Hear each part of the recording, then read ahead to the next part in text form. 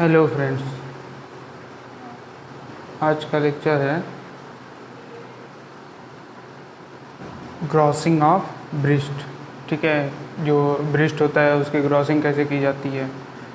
तो हम लोग सबसे पहले बात करेंगे कि थोड़ा सा ब्रिस्ट के बारे में कि ब्रिस्ट क्या होता है, उसकी थोड़ी एनाटॉमी देखेंगे। ठीक है,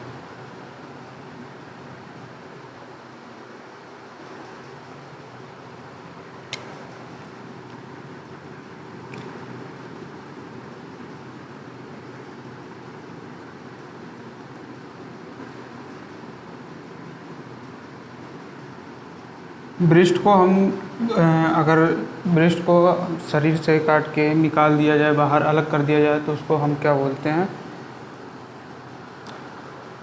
उसको हम बोलेंगे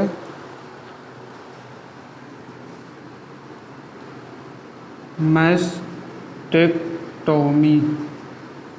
ठीक है, मैस्टेक्टोमी का मतलब होता है कि जब ब्रिस्ट जो होता है उसको हम क्या करें, शरीर से अलग कर दें। ठीक है, तो उसको हम मैस्टेक्टोमी बोलते हैं। ठीक है, पहले हम देखेंगे कि ब्रिस्ट कहते किसे हैं।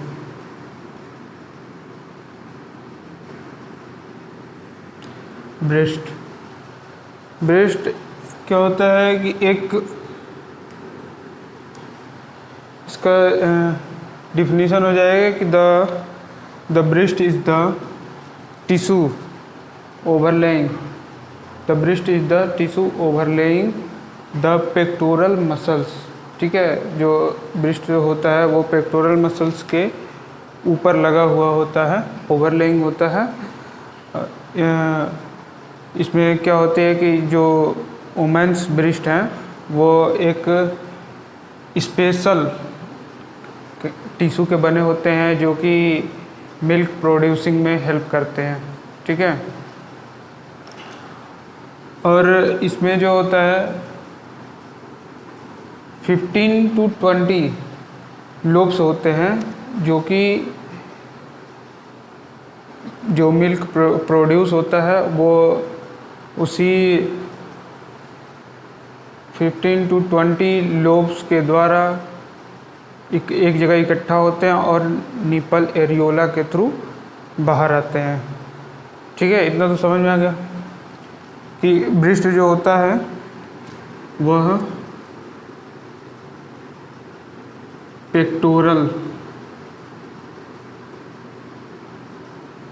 मसल्स, जो पेक्टोरल मसल्स होता है उसके ऊपर लगा होता है, ओवरलेइंग। ठीक है, जो ब्रिस्ट होता है वो पेक्टोरल मसल्स के ऊपर लगा हुआ होता है, और वुमेन ब्रिस्ट जो होते हैं एक स्पेशल टिश्यू के बने होते हैं जो कि मिल्क प्रोड्यूसिंग का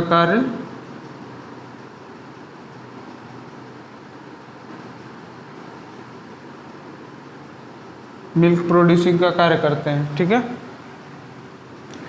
ये तो हम थोड़ा बहुत जान गए कि मतलब कि ब्रिस्ट क्या है, इसका क्या कार्य क्या है, मिल्क प्रोड्यूसिंग करना है। और इसमें जो होता है, इसके जो ब्रिस्ट में जो 15 to 20 लोब्स होते हैं जिसके थ्रू जो मिल्क प्रोड्यूस होता है वो बाहर की तरफ आता है। Nipple areolar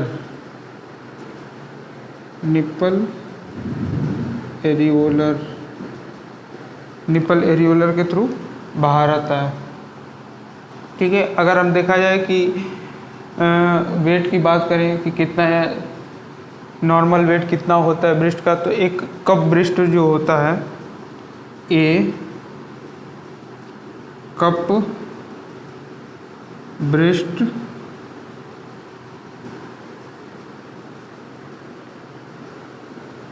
normally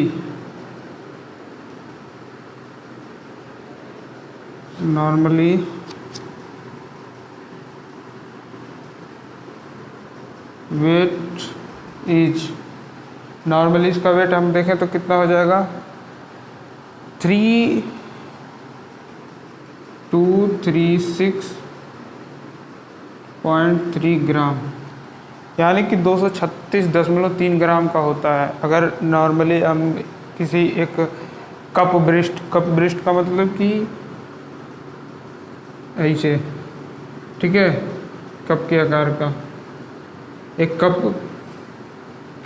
cup breast जो होता है, इसका हम नॉर्मली अगर वेट देखें तो 236.3 ग्राम के लगभग होता है।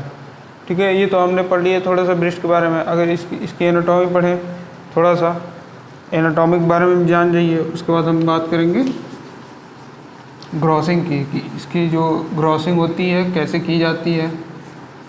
ठीक है,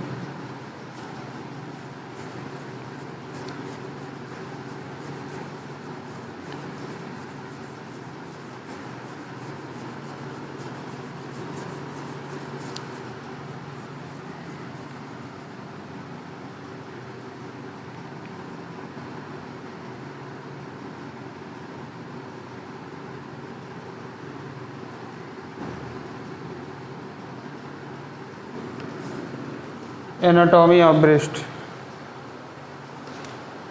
इसकी अगर हम एनाटॉमी देखें तो इसकी हो जाएगी एनाटॉमी ऑफ ब्रेस्ट की कि lies the superficial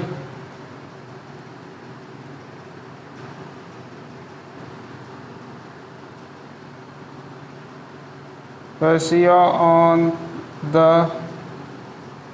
anterior chest wall। ठीक है,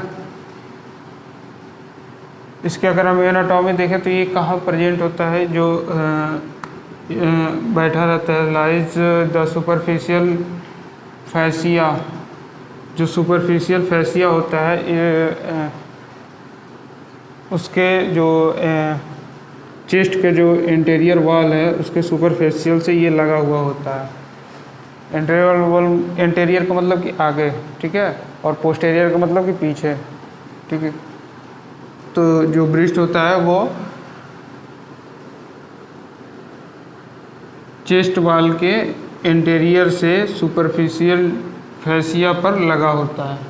ठीक है, अगर हम देखें इसका कि ये कहाँ से कहाँ तक फैला होता है रिब्स, अगर तो ये होता है 2nd to 6th रिब तक लगा हुआ होता है। ठीक है, जो ब्रेस्ट होता है ये 2nd rib to 6th rib तक लगा होता है। इसमें हम इसकी जो मसल्स होती है, नॉर्मली 3 मसल्स होती है।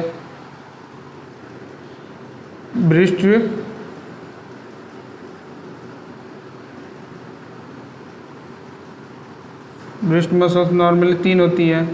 एक होता है पेक्टोरलिस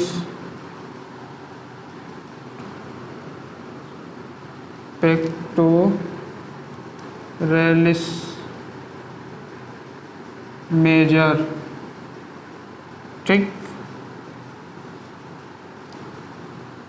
पहले होती है पेक्टोरलिस मेजर, दूसरा होती है सेरेटस एंटेरियर,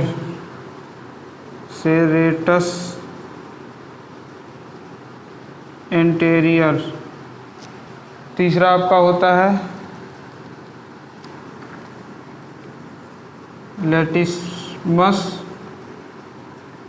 लेटिस्मस डॉर्साई। ठीक है, ये 3 जो मसल्स होती हैं जो कि ब्रेस्ट मसल्स कहलाती हैं, पेक्टोरलिस मेजर, सेरेटस एंटेरियर और लेटिस्मस डॉर्साई। एक होता है पेक्टोरलिस माइनर। ये पेक्टोरलिस माइनर जो होता है पेक्टोरलिस मेजर के पीछे होता है, जो कि रिब से चिपका हुआ होता है, जिसे जो ये देख लीजिए, ये हो गया आपका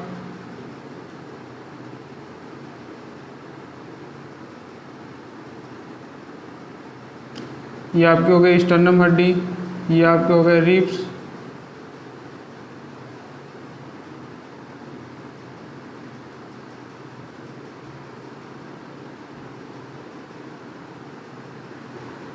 ठीक है, ये रिब्स हो गए। तो जो यहाँ होता है पेक्टोरियस जो मेजर होता है,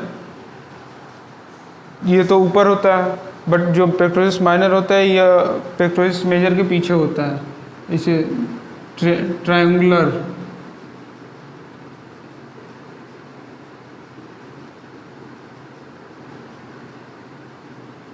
ट्रायंगुलर। फिर यहाँ पे आपका होता है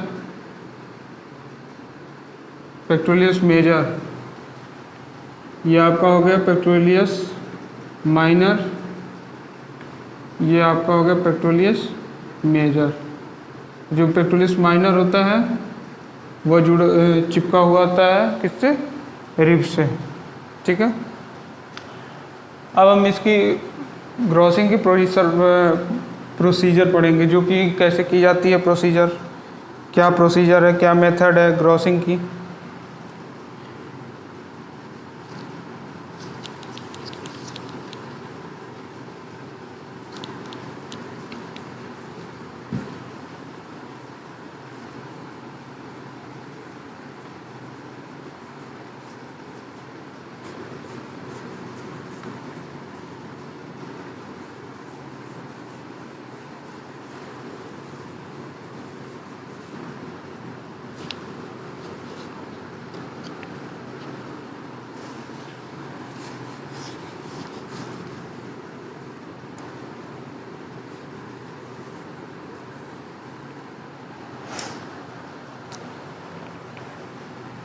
इसके हम पढ़ेंगे प्रोसीजर ऑफ ब्रेस्ट।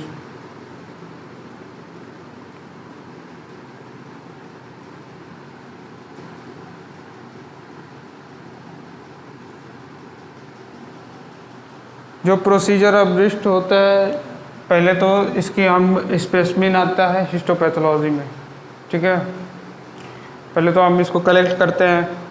कलेक्ट करने पे हम जब इसको कलेक्ट करते हैं उस समय हम ध्यान देते हैं कि जो भी सैंपल आया हुआ है, जो भी मान लीजिए कि ये ब्रेस्ट का है, अगर ब्रेस्ट का सैंपल आया हुआ है तो जो हिस्टोपैथोलॉजी का फॉर्म है या जो डॉक्टर फॉर्म दिया है और जो उसने सैंपल निकाल के दिया है, तो उसको दोनों को मैच कराते हैं कि जो सैंपल लिखा हुआ है वही सैंपल भेजा है या दूसरा सैंपल है। अगर कुछ उसमें गड़बड़ है तो हम वो लिखेंगे कि हाँ क्या कमी है उस सैंपल में, ठीक है, और हम उसे कलेक्ट कर लेंगे। कलेक्ट करने के बाद फिर हम इसकी जो प्रोसीजर होती है ब्रेस्ट की ग्रॉसिंग करने की 2 डेज़ में कंप्लीट की जाती है। फर्स्ट डेज में क्या क्या होता है,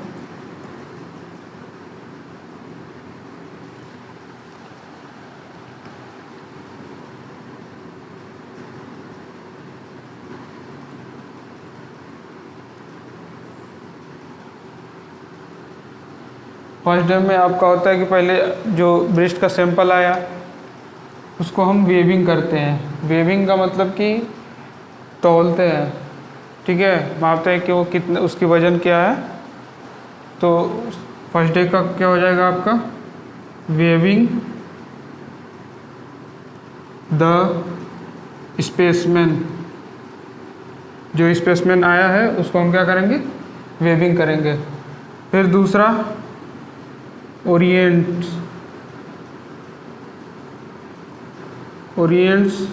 द स्पेसमेन। ओरिएंट्स का मतलब कि हम देखेंगे कि उसका ओरिएंटेशन कैसे है, ठीक है, वो किस आकार जो बना है किस आकार का है, उसकी जो भी कलर है या जो भी एबनॉर्मलिटी है, नॉर्मलिटी है, ये सब ओरिएंटेशन के थ्रू हम देखेंगे उस पर। जैसे मान लीजिए कि जो ये आपका हो गया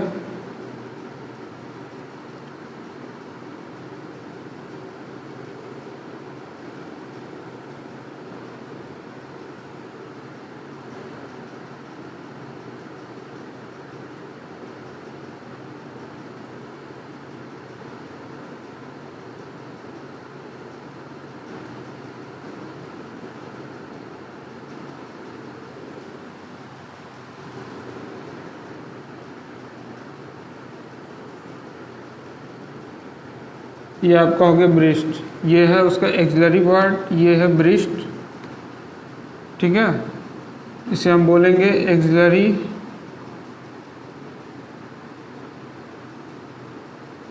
टेल, इसको हम बोलेंगे ब्रेस्ट टिश्यू या ब्रेस्ट, इसे हम बोलेंगे निप्पल एरियोलर, ठीक है। तो ओरिएंटेशन में हम क्या करते हैं, ओरिएंटेशन जो होता है 3 टाइप का होता है। एक होता है रेडिकल, ओरिएंटेशन का 3 टाइप का होता है। एक होता है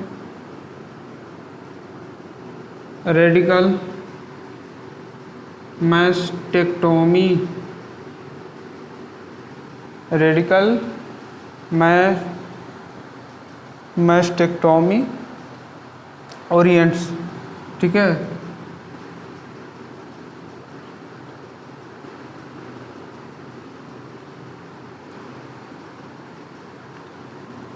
दूसरा होता है आपका मॉडिफाइड और तीसरा होता है आपका सिंपल। दूसरा आपका क्या होता है, मॉडिफाइड मैस्टेक्टोमी ओरिएंट्स,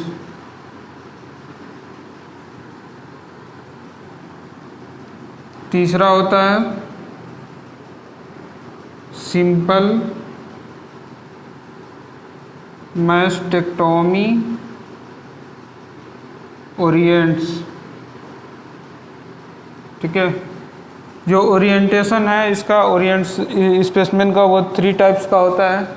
पहला आपका हो गया रेडिकल, दूसरा मॉडिफाइड और तीसरा सिंपल। जो रेडिकल होता है, रेडिकल में क्या होता है उसके बारे में हम पढ़ेंगे अभी कि रेडिकल किसे बोलेंगे। रेडिकल मैस्टेक्टोमिक जो है उसका ओरिएंटेशन कैसे लेंगे, ठीक है।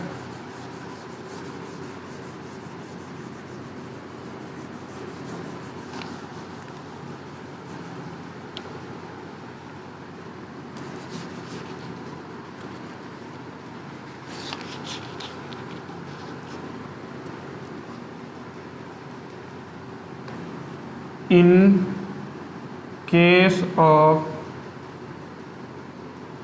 radical mastectomy orients,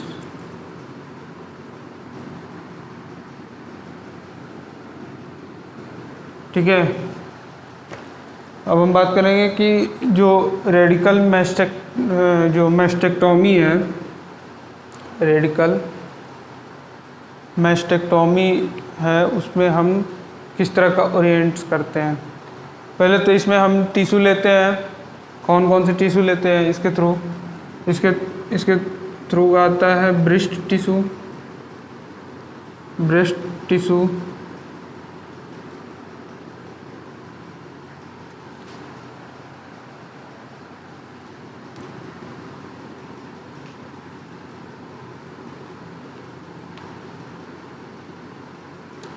इसके थ्रू आता है ब्रेस्ट टिश्यू।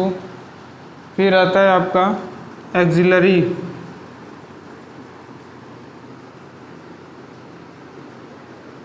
Lymph node. फिर आपका आता है मसल्स,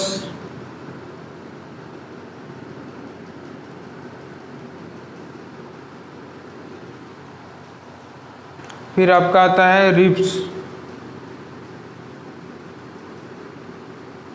ठीक है। इसमें हम जो रेडिकल मैस्टेक्टोमी की जो ग्रॉसिंग करते हैं तो लेते हैं ब्रेस्ट टिश्यू लेते हैं, एक्सिलरी लिम्फ नोड लेते हैं, मसल्स लेते हैं, और अगर कुछ पार्ट कैंसर जो है, अगर ट्यूमर है तो कुछ पार्ट क्या होता है, कभी कभी हड्डियों तक पहुंच जाता है, तो कुछ पार्ट रिब्स का भी लेंगे जिससे हमें पता चले कि वो कितने हड्डियों तक, मतलब कितना अंदर तक पहुंचा है। वो कुछ पार्ट कभी कभी रिब्स ले लेते हैं, ठीक है। अब हम बात करेंगे आगे कि जो एक्सिलरी होता है, एक्सिलरी लिम्फ नोड होता है वो डिवाइड होता है 3 लेवल्स में।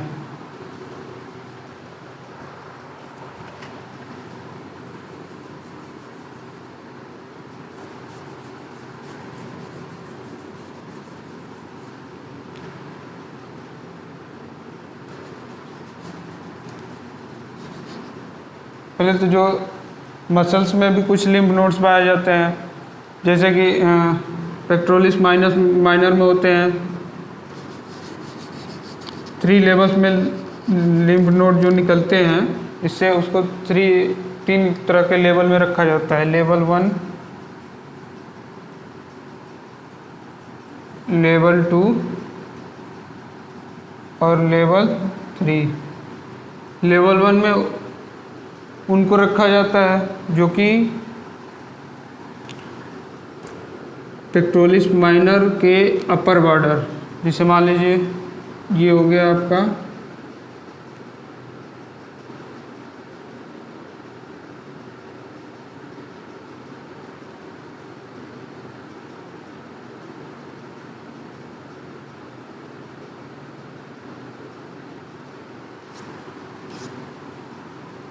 ये आपका हो गया पेक्टोरलिस माइनर, पेक्टोरलिस माइनर। अगर पेक्टोरलिस माइनर के लोअर बॉर्डर में, मतलब कि यहाँ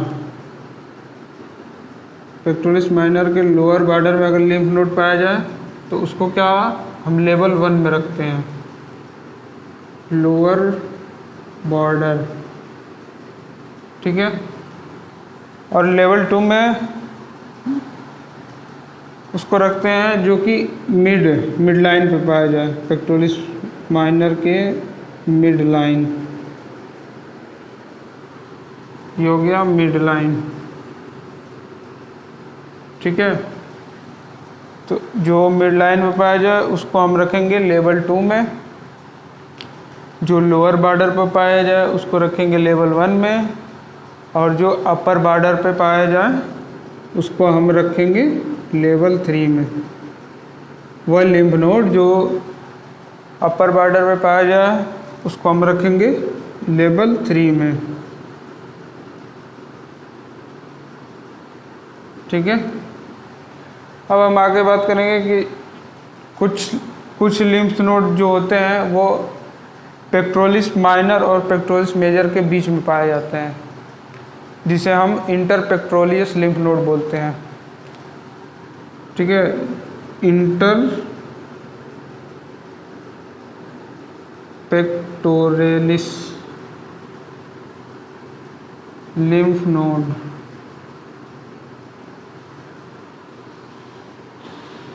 ये वो लिम्फ नोड होते हैं जो कि पेक्टोरलिस माइनर और पेक्टोरलिस मेजर के बीच पाए जाते हैं, ठीक है।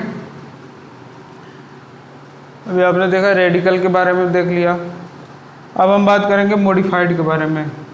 मॉडिफाइड के अंदर क्या क्या आता है, ठीक, और इसको हम कैसे डिवाइड कर सकते हैं, उसके अंदर कौन कौन से टिश्यूज लिए जाते हैं, कौन कौन से सैंपल ग्रॉस किए जाते हैं।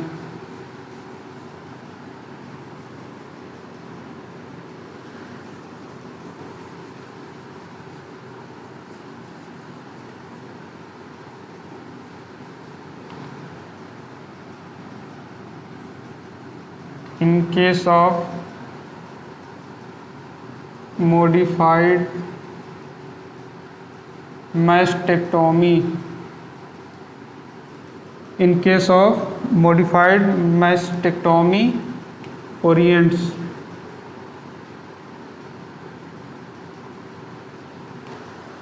जो मॉडिफाइड है इसमें हम क्या करते हैं, क्या क्या आता है, इसमें आता है आपका breast tissue, axillary lymph node, केवल 2 चीज़ आते हैं। पहले में यानी कि आपका रेडिकल में आता था breast tissue, axillary lymph nodes, muscles, ribs, ठीक है। बट जो मॉडिफाइड है इसमें केवल 2 चीज़ आएंगे। पहला ब्रेस्ट टिश्यू प्लस एक्सिलरी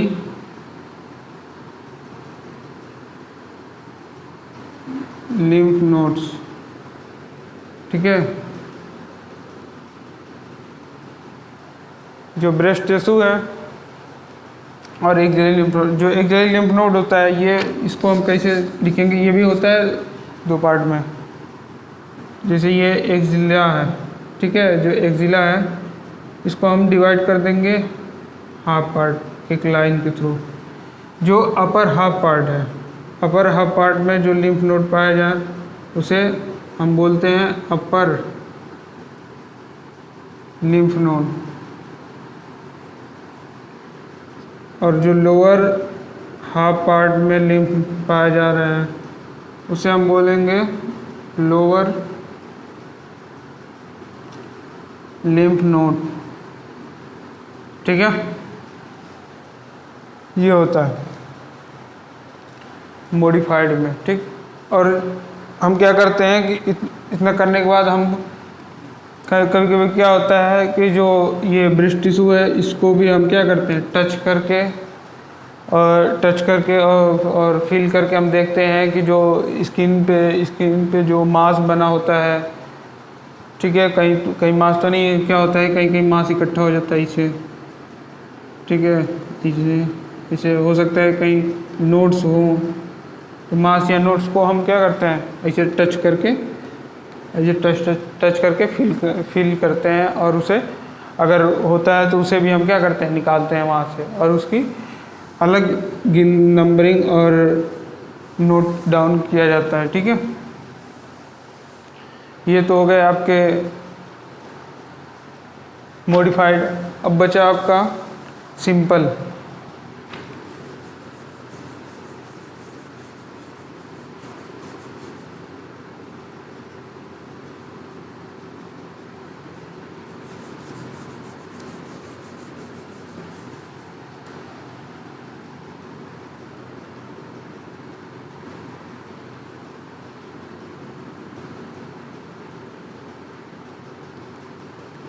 अब सिंपल मैस्टेक्टोमी ओरिएंट्स में क्या होता है कि इसमें हम क्या लेते हैं, केवल ब्रेस्ट टिश्यू, केवल इतना पार्ट, ठीक है। केवल क्या लेते हैं ब्रेस्ट टिश्यू, ब्रेस्ट टिश्यू।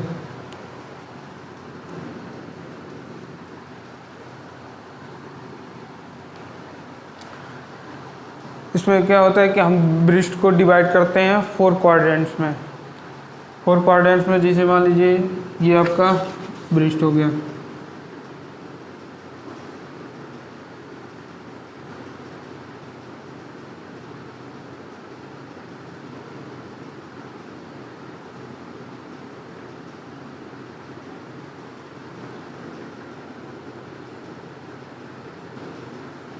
क्या आपका होगा निपल एरियोला,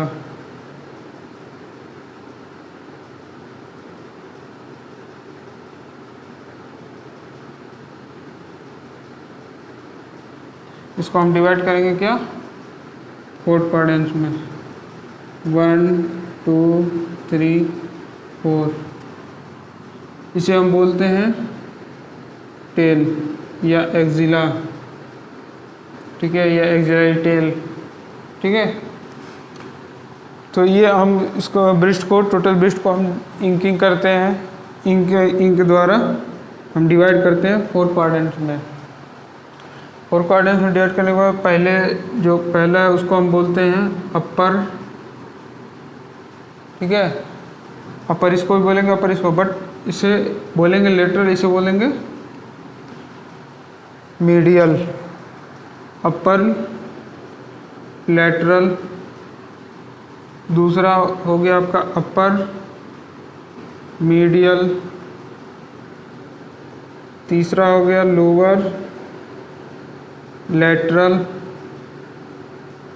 चौथा हो गया लोअर मीडियल। ठीक है, इस तरह से हम डिवाइड कर लेंगे। अब क्या करेंगे, उसके बाद हम ये जो निपल है इसको हम कट करके यहाँ से रिमूव कर लेंगे।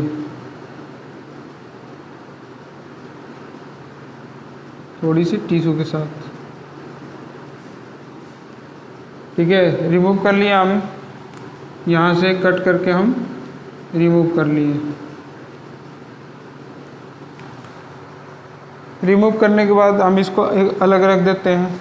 फिर हम इसमें क्या करते हैं, हम 1-1 सेंटीमीटर की थिक स्लाइस काटते हैं। जैसे मान लो ये हो गया, इसकी हम जैसे ये बना हुआ है इसकी हम क्या करेंगे, 1-1 सेंटीमीटर पे ऐसे थिक स्लाइस काटेंगे।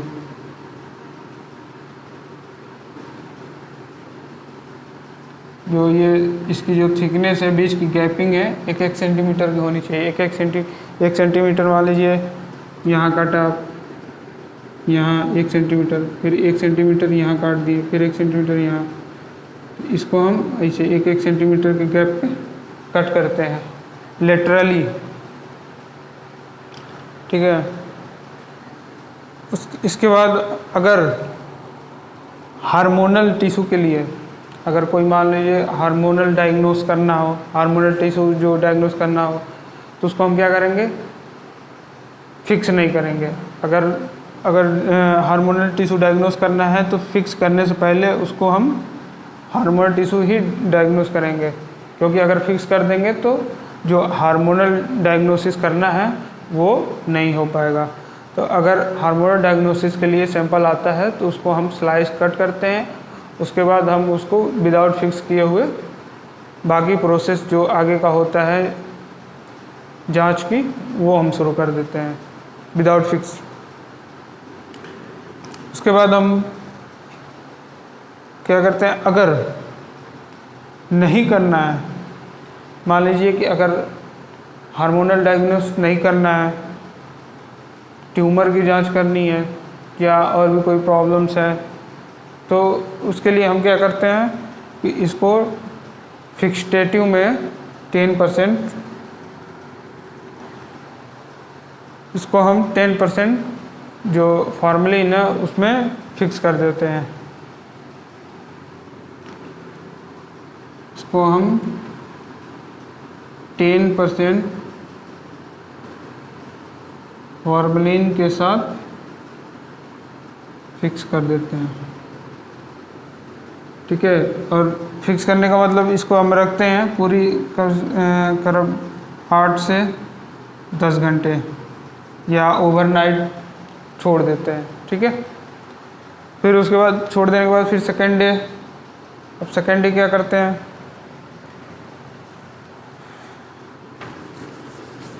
ये तो सब क्या हो गया, फर्स्ट डे का हो गया। स्लाइस का हमने कट कर लिया। ठीक है, जितने ओरिएंट्स थे, जितनी थी सब मेजरमेंट, क्या अगर कहीं ट्यूमर दिख गया आपको उसकी मेजर कर लीजिए, ओरिएंट चारों तरफ से, एज से, चारों किनारों से कि वो ट्यूमर कितने बड़ा है, कितना दूर है, सभी किनारों से। ठीक है, उसका कलर क्या है, ये सब हम ओरिएंट्स करते समय ही नोट डाउन कर लेंगे लिस्ट पे। ठीक, फिर आपका हो जाएगा सेकेंड डे।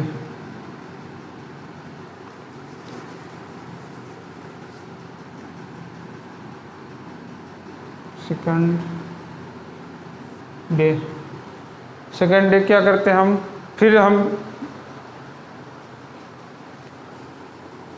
से हम ब्रेस्ट टिश्यू को आइडेंटिफाई करते हैं। किसके लिए, लिम्फ नोड के लिए, कि कहीं अगर क्या होता है फिक्स होने के बाद से क्या होता है, जो लिम्फ नोड्स होते हैं अच्छे से दिखने लगते हैं या फील होने लगते हैं, जिससे हम क्या करते हैं कि ये सेकेंड डे भी हम ब्रेस्ट में लिम्फ नोड को हम टच करते हैं और उसे आइडेंटिफाई करते हैं या फील करके उसको हम, अगर लिम्फ नोड्स मिला तो उसको भी हम क्या करते हैं, निकाल लेते हैं, निकाल के अलग रखते हैं और उसका भी नंबरिंग करते हैं। ठीक। उसके बाद हम जो निपल एरियोलर निकाले रहते हैं उसको भी हम फिक्स कर देते हैं, ठीक है। फिर हम और एक और काम करते हैं, जो स्किन का पार्ट है, जो स्किन पार्ट है, जैसे जो ये पहले तो टिश्यू हुआ, सॉरी जो ब्रेस्ट है पहले उसके ऊपर स्किन हुआ, स्किन के अंदर ब्रेस्ट टिश्यू है। तो अगर हम स्किन हटाएंगे, स्किन हटा के हम क्या करते हैं, स्किन टिश्यू को ही फिक्स कर देते हैं, ठीक है। फिर हम क्या करते हैं, ओरिएंट्स यानी कि orientation of breast and listing. फिर से हम ओरिएंटेशन करते हैं ब्रेस्ट टिश्यू की, ओरिएंटेशन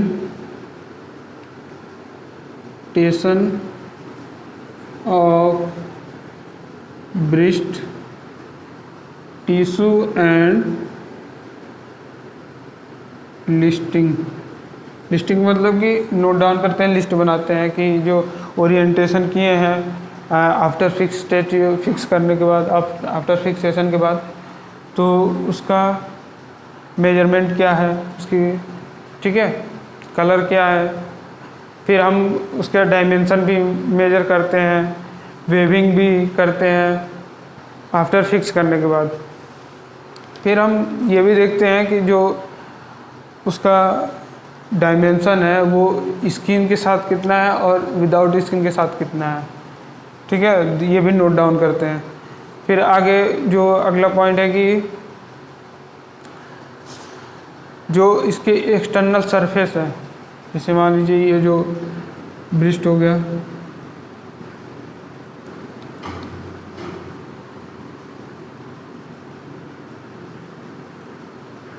ये ब्रेस्ट हो गया, ब्रेस्ट के ऊपर जो एक्सटर्नल सरफेस इसके क्या है, ये किस कलर का है, स्किन जो इसका क्या कलर है, और इसमें कोई और एबनॉर्मलिटी तो नहीं दिख रही है, ठीक है, इस पर कोई और रैसेस या पेपेलिया या नोट्स तो नहीं बने हुए हैं, ऐसे उभरे हुए हैं, ठीक।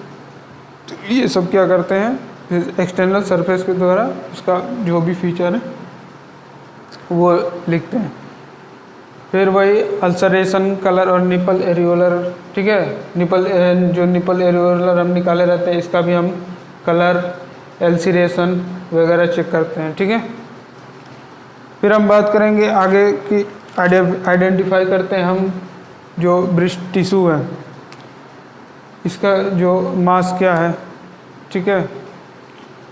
अगर मान लो कि अगर कोई ब्रेस्ट टिश्यू है उसके अंदर कोई बहुत बड़ा मास है, बहुत बड़ा मास ऐसे पड़ा हुआ है, इसको हम आइडेंटिफाई करेंगे कि ये किस कलर का है, ग्रेइश है या वाइटिश है, और क्या ये जो मास है वो किस प्रकार का सिस्ट है या पेपिला है एक्स्ट्रा, ठीक है। फिर हम जो नंबरिंग करेंगे, जो हमने लिम्फ नोड निकाल रखा है, ठीक है, लेवल 1, 2 और 3, 3 तरह के जो लिम्फ नोड निकाल रखे हैं उसके हम क्या करेंगे, नंबरिंग करेंगे कि लेवल 1 में कितने लिम्फ नोड निकले, लेवल 2 में कितने लिम्फ नोड निकले, लेवल 3 में कितने लिम्फ नोड निकले, सबकी हम क्या करेंगे, काउंटिंग करेंगे, अलग अलग नंबरिंग करेंगे लेवल वाइज, ठीक है।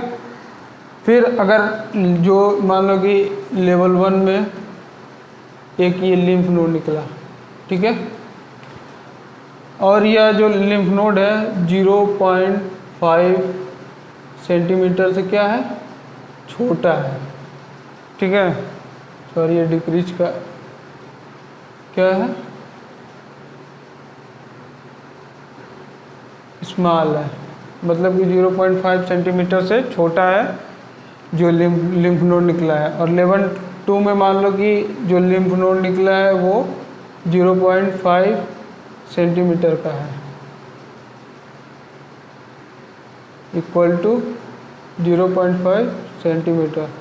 और लेवल 3 में जो निकला है वो है मान लो 1 सेंटीमीटर का, ठीक है। तो जो लेवल 1 में निकला है वो है आपका 0.5 सेंटीमीटर से कम है, यानी कि 4 मान लो, 3 मान लो, 2 मान लो, ठीक है। तो ये जो है लेवल 1 का जो लिम्फ नोड है, इसको हम क्या करेंगे, कट नहीं करेंगे, इसका प्रोसेसर हम ऐसे ही चला देंगे। आगे के लिए हम इसका प्रोसेसर ऐसे ही चला देंगे, इसको बिना कट किए हुए, ठीक। और जो लेवल 2 के लिम्फ नोड है, इसको हम क्या करेंगे, 2 पार्ट में डिवाइड करेंगे बीच से। जब बीच से डिवाइड करेंगे ऐसे है, जब बीच से कटेगा तो ऐसे 2 अलग अलग हो जाएगा।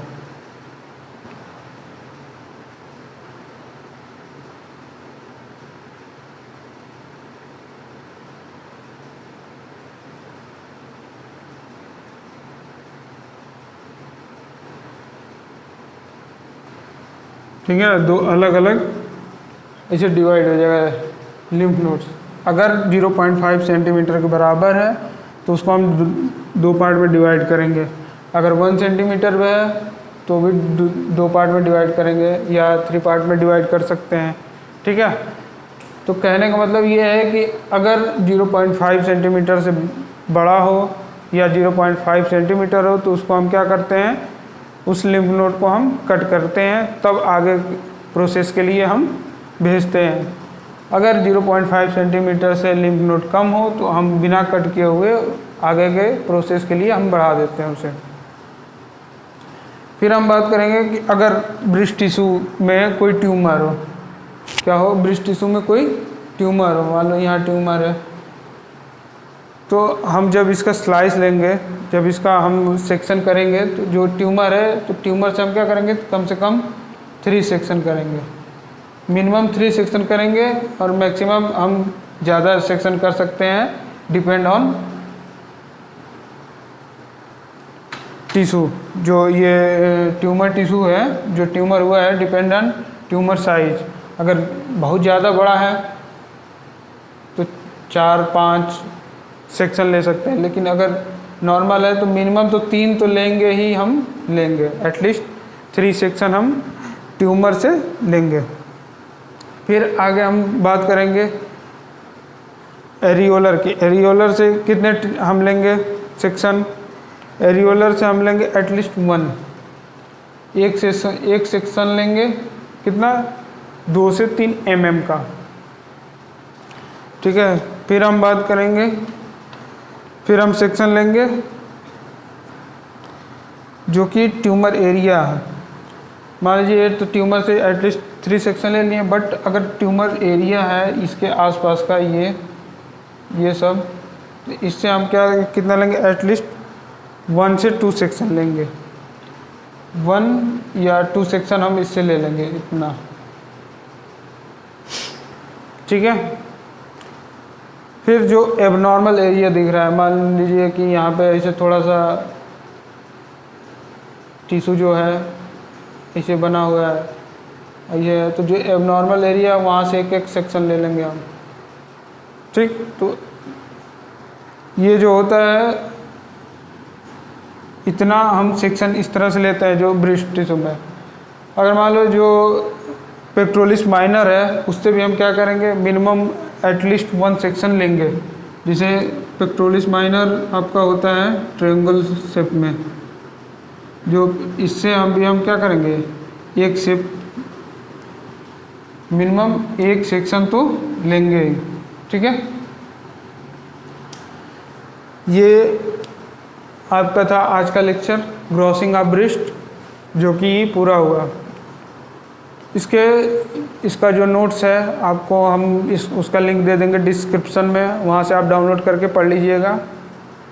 और बाकी आगे हम जो आगे का लेक्चर आएगा वो होगा ग्रॉसिंग ऑफ यूट्रस, ठीक है। यूट्रस को हम बोलते हैं हिस्ट्रा, तो हम उसको क्या बोलेंगे, जब हम उसको बॉडी से काट के अलग कर देंगे तो उसको हम क्या बोलेंगे, हिस्टेक्टोमी, ठीक है। तो ग्रॉसिंग ऑफ हिस्टेक्टोमी आपका नेक्स्ट लेक्चर रहेगा, ठीक है। तो फ्रेंड्स, थैंक यू।